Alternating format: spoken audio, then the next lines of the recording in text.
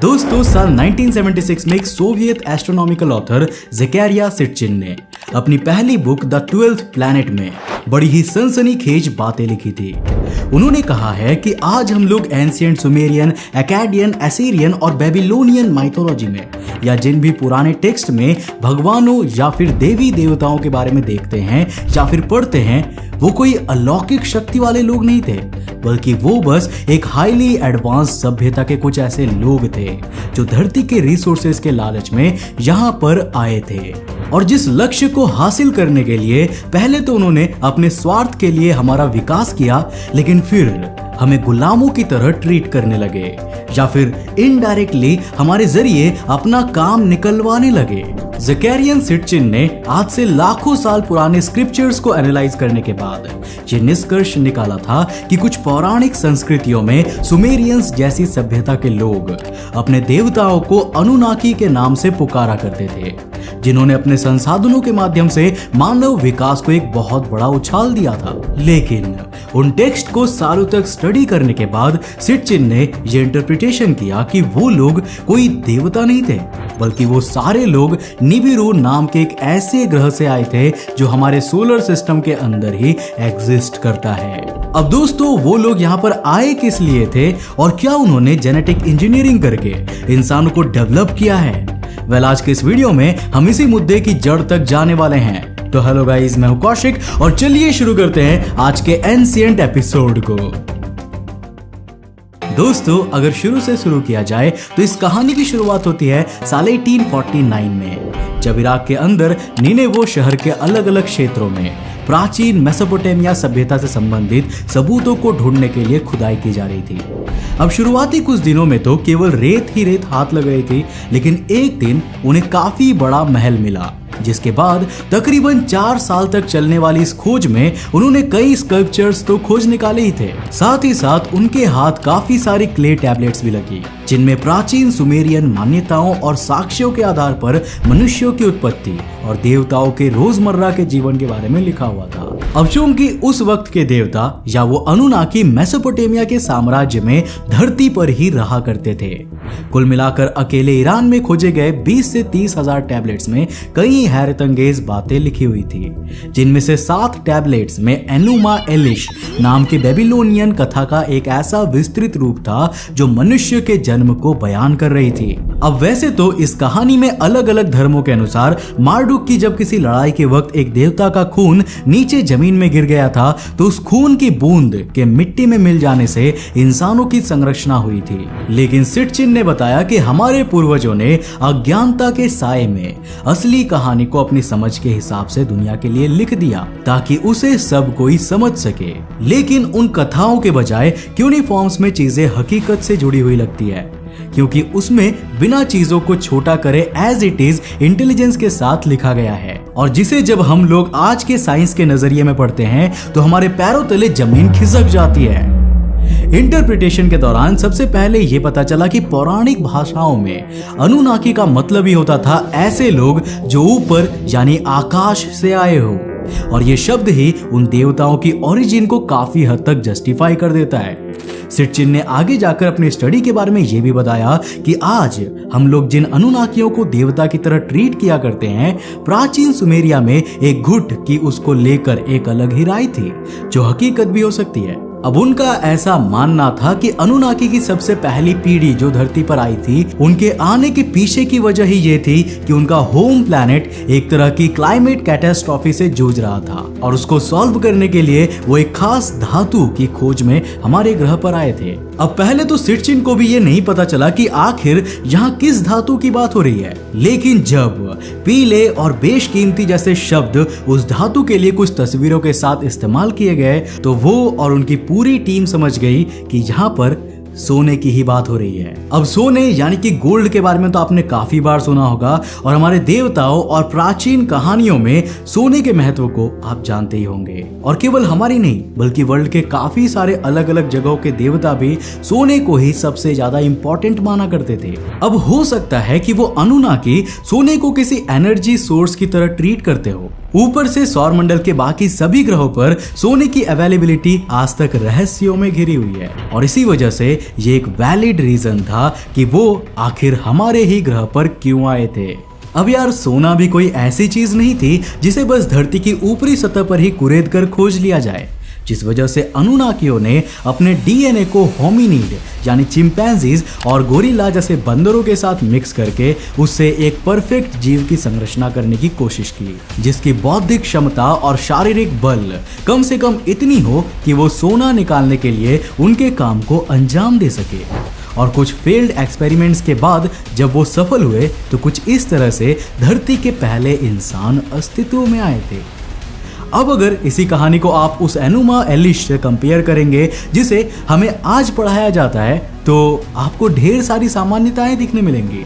जिससे कहीं ना कहीं इस चीज का एहसास होता है कि हमारे पूर्वज जेनेटिक इंजीनियरिंग जैसे कॉन्सेप्ट को ना समझ पाने की वजह से कहानियों को आसान और खुशनुमा बना दिया करते थे। अब साइंटिस्ट ने सबसे पुराने अवशेषों के आधार पर और क्ले टैबलेट्स पर लिखी जानकारियों के हिसाब से यह अंदाजा लगाया कि विश्व के सबसे पहले अनुनाकी आज से करीब 4.5 लाख साल पहले आए थे। और शॉकिंगली होमो सेपियंस और निएंडरथाल्स जैसी समझदार इंसानी प्रजातियां भी उसी दौरान एग्जिस्टेंस में आई थी। और यहीं से स्टार्ट होता है द अनुनाकी कनेक्शन।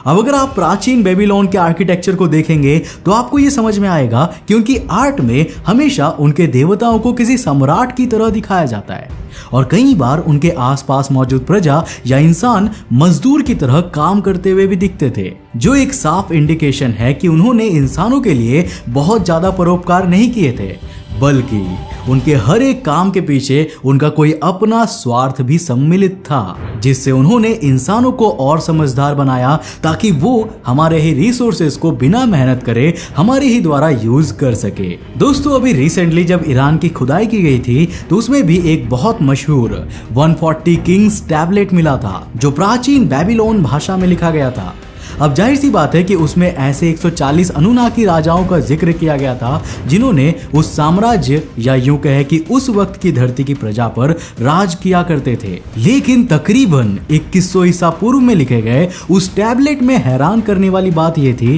कि उसमें जिन 140 राजाओं का जिक्र था, उन 140 राजाओं ने तकरीबन 4,20,000 सालों तक हम पर हुकूमत की थी। यहां तक कि एक राजा तो ऐसे भी थे जिनकी मौत के वक्त उनकी उम्र तकरीबन 36,000 साल के आसपास की थी। अब इतना तो ऑब्वियस है कि इतना लंबा जीने वाले लोग आखिर इंसान कैसे ही हो सकते हैं, जो एक और फैक्टर है कि आखिर क्यों अनुनाकी अंतरिक्ष के दूसरे कोने से आए हुए लोग थे। अब बातें यहीं पर खत्म नहीं होती, बल्कि जब हम इस बारे में थोड़े और आर्कियोलॉजिकल डॉक्यूमेंट्स में देख रहे थे तो हमने देखा कि ऐसे काफी सारे फॉसिल्स कुछ बहुत ही इग्नोर्ड जगह से बरामद किए गए थे, जिन्हें देखकर इंसानों का डीएनए तो मिल रहा था, लेकिन उनके कंकाल की दिशा उनकी उम्र के 500 वर्ष से अधिक के होने के प्रूफ दे रही थी। अब इन चीजों से हम लोग साबित क्या करना चाहते हैं? तो गाइज हम फैक्ट से हटकर थोड़ा कंक्लूजन पर ही नजर डालते हैं। अगर आज हम लोग पुराने समय से लेकर अभी तक के बंदरों की एवरेज लाइफ स्पैन को निकालने जाएंगे तो हमें ये साफ साफ पता चल जाएगा कि बंदर हमेशा से ज्यादा औसतन रूप से 40 से 45 साल तक ही जीते आए हैं, जबकि वहीं in so called Anunnaki arrival period के बाद जब हम इंसानों के इंटेलिजेंस बढ़ी और हमारी ब्रांचेस अलग हुई तो हमारे एवरेज लाइफ स्पैन में एक सडन ग्रोथ देखने को मिला। अब सिटचिन के तथ्य जहां प्रूव करते हैं कि अनुनाकियों ने जेनेटिक इंजीनियरिंग करके हमें एक कंप्लीट और इंटेलेक्चुअल ऑर्गेनिज्म बनाया,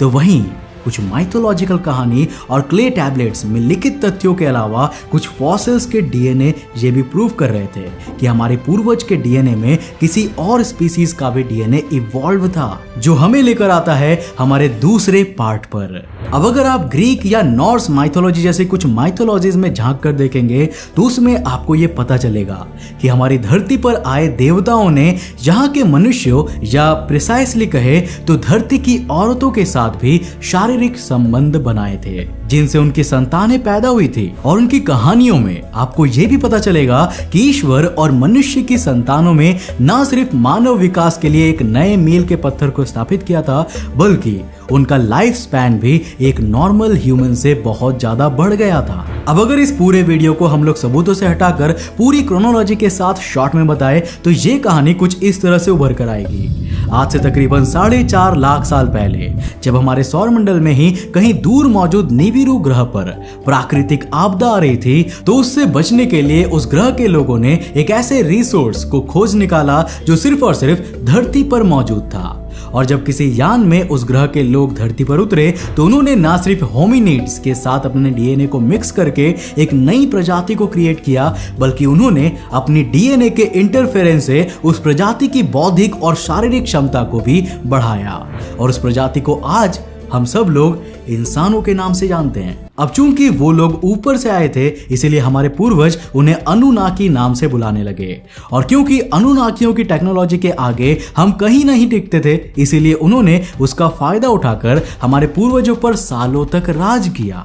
जिस दौरान उन्होंने खुद के लिए तो बहुत सारे आर्किटेक्चर बनाए, लेकिन इंसानों का इस्तेमाल उन्होंने केवल सोना निकालने के लिए ही किया। माइथोलॉजिकली अपने शासन के दौरान उन्होंने इंसानी महिलाओं के साथ अपनी संतानों को भी धरती पर जन्म दिया, जिनकी वजह से उस वक्त के इंसानों का लाइफ स्पैन भी इंटेलिजेंट डीएनए के इंटरफेरेंस से एक्सटेंड होने लगा, जबकि बाकी बंदरों में एवोल्यूशन का ऐसा कोई भी स्टेज देखने को नहीं मिल रहा था। अब क्ले टैबलेट्स में मिले सबूत हमें इस बात से भले ही हैरान करती हो कि अनुनाकी 36,000 सालों तक जिए, लेकिन हो सकता है कि उनके ग्रहों पर इतनी लंबी जिंदगी बहुत कॉमन सी बात हो। नाउ आफ्टर ऑल, अगर किसी ग्रह पर लोग केवल और केवल 30 साल तक जिंदा रहते होंगे, तो उनके नजरिए से तो हम इंसानों की जिंदगी भी काफी लंबी कहलाएगी। खैर, coming back to the point, उन्होंने तकरीबन 4.5 लाख सालों तक हम पर राज करते हुए हमारे रिसोर्सेज को एक्सप्लॉइट किया और उसे अपने ग्रह पर ले जाते रहे। और जब उनका काम पूरा हो गया तो उन्होंने पूरे विश्व में